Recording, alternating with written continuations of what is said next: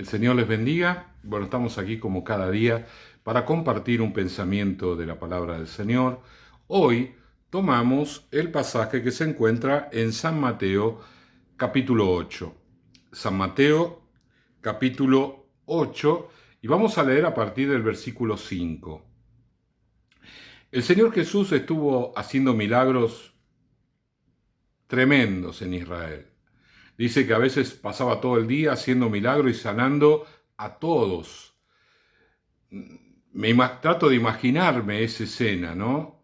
Una multitud de personas, miles, con enfermos de todo tipo, y el Señor tomándose el tiempo para sanarlo, los discípulos tratando de ordenarlo, porque todo era como un embudo que llegaba hasta Él, y Él los sanaba a todos.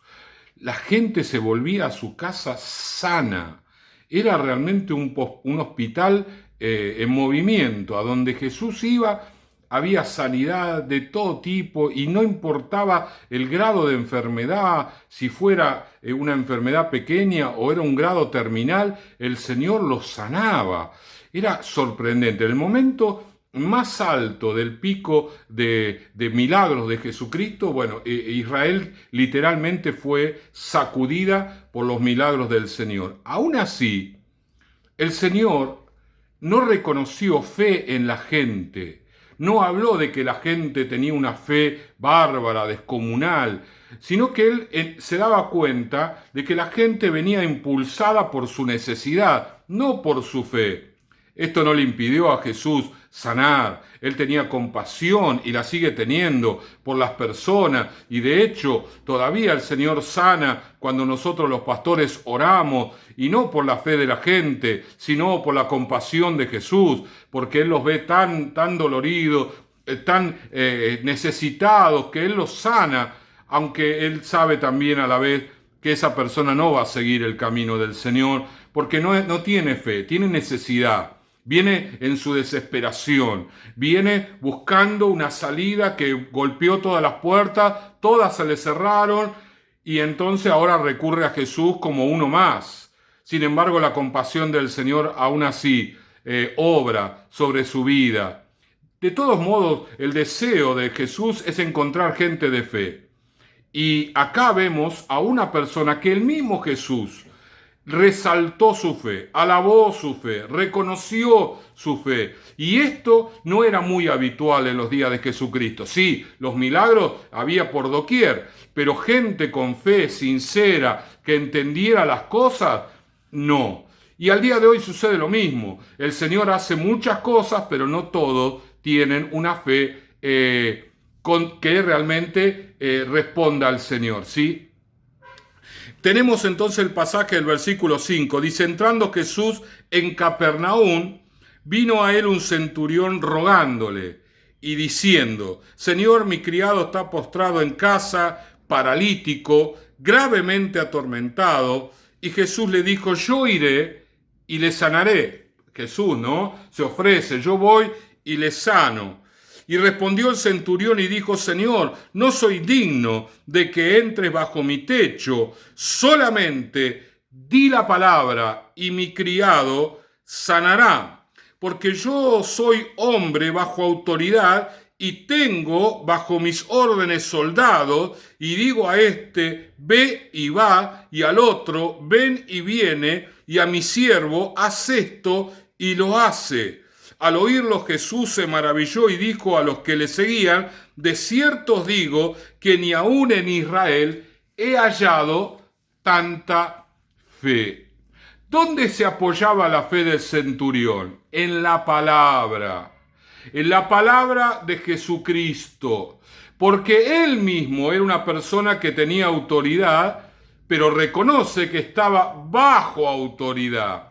Es decir, él tenía autoridad sobre un sector y cuando él abría su boca y daba una orden, todo el mundo tenía que obedecer porque él tenía autoridad delegada. Esto despertó en su mente, ¿sí? como que se abrió para entender que Jesucristo tenía una autoridad mayor que la de los hombres y sobre todo sobre la enfermedad. Él no necesitaba que Jesucristo viniera a sanar porque no era necesario. Con dar la palabra ya era suficiente. Con abrir su boca, eso era suficiente para que su siervo, que estaba grandemente atormentado, resalto esto, no era un que le dolía un dedito de la mano, ni le dolía un poquitito el brazo, estaba gravemente atormentado y este hombre tenía la seguridad y la convicción en la palabra de Jesús. Mi hermano, el Señor le alabó a la fe a este hombre, pero tenemos que traerlo y situarlo a nuestro tiempo. ¿Existe en nosotros fe de esa manera? Personas que crean a la palabra de Dios con la autoridad que la misma palabra tiene y se atribuye a sí misma, o la leemos y consideramos su palabra como algo menor, tal vez menor a las situaciones que vivimos, menor a los problemas en que estamos, menor a los conflictos en que de alguna manera estamos teniendo en este tiempo. Por eso, cuando recibimos una palabra en medio de las crisis, decimos, no, pero yo necesito algo más que una palabra. No fue eso lo que dijo el centurión. Con tu palabra es suficiente, porque yo tengo autoridad y sé lo que significa mi palabra. Comparada con la tuya es nada. Entonces yo razono que tu palabra tiene mayor autoridad de acuerdo a la cantidad de milagros que yo veo. Yo estoy siendo testigo de una infinidad de milagros. Gente que viene durante todo el día y se vuelven sanos. Entonces me doy cuenta que vos tenés una autoridad sobre la enfermedad, sobre los problemas, sobre las situaciones, sobre la adversidad. Yo estoy viendo eso y me doy cuenta que yo no necesito que venga, solamente que des la palabra. ¿Cuánto que tenemos que aprender del centurión? ¿Cuánto tenemos que aprender de la fe de este hombre? Que a través de su trabajo, de lo que él hacía como líder del ejército romano, él comprendió la autoridad de Jesús. Él resaltó la autoridad de Jesús. Como él era una persona de autoridad y la comprendía a la perfección, se dio cuenta que la autoridad de Jesús no era común. Nosotros no tenemos que desvalorizar la autoridad de Jesús, porque Jesús, al día de hoy, resucitado, sentado a la diestra del Padre, venció la muerte, venció al pecado, venció a Satanás. Su nombre es sobre todo nombre. Si yo como creyente levanto el nombre de Jesús, lo esgrimo como si fuera una espada, hablo y digo en el nombre de Jesús, no está sucediendo algo menor. No es algo menor. Tengo que valorizarlo en mi vida. Tengo que sentirme seguro, fortalecido, no en mí, no en mi fuerza, ni en mis emociones, ni en mi temperamento, ni en mi capacidad, ni en mi intelecto, ni en mi experiencia, ni en mi vida, en el nombre de Jesús. El nombre de Jesús tiene suficiente autoridad para dar vuelta el mundo entero. Agarrar este mundo con más de 7.000 millones de personas, sacudirlo como una coctelera, porque el nombre de Jesús es superior a todos nosotros juntos, incluyendo la creación. Mi hermano querido, tenemos que tomar ejemplo del centurión. El centurión entendió algo que la mayoría de nosotros no entendemos: la autoridad de Jesús. Nosotros vemos a Jesús de acuerdo a tal vez montones de situaciones que nos hicieron ver un área: el amor de Jesús, la compasión de Jesús, el cariño de Jesús, el perdón de Jesús a la mujer pecadora, todas esas cosas que nosotros rescatamos, y está bien, porque todo eso es Jesús.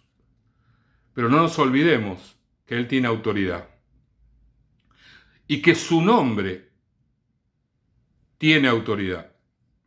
En el nombre de Jesús, el nombre de Jesús es la firma que corona este documento que nos dice: yo sigo obrando ahora a través de mi iglesia que utiliza mi nombre. Pero para que la iglesia desarrolle los milagros de Jesús, debe comprender el valor del nombre de Jesús. Como este centurión. No hace falta que vengas a casa. Di la palabra. No hace falta tantas cosas que decimos que hacen falta. En el nombre de Jesús ya están hechas todas las cosas, porque el nombre tiene una autoridad que debemos aprender. Es descomunal, es tremenda, es gloriosa, es única. Así que mi hermano, mi hermana, mi amigo, mi amiga, abrí tu boca y pedirle las cosas en el nombre de Jesús. En el nombre de Jesús se producen los milagros. Jesús lo hacía cuando estaba en la tierra allí, en Galilea, en Israel, en Judea, pero ahora lo está haciendo hoy, en Argentina, año 2020, a través de nosotros que creemos en el nombre poderoso de Jesucristo. Oramos, Señor y Padre, en el nombre de Jesús. Desatamos toda bendición sobre la iglesia y sobre todos los que están viendo este video. En el nombre de Jesús deshacemos toda obra del diablo y cancelamos todo pacto y todo trabajo. En el nombre de Jesús nos declaramos en victoria, triunfante, no por nuestra fuerza, nuestra capacidad o desempeño, sino exclusivamente en el nombre de Jesús. Amén, amén y amén. El Señor les bendiga.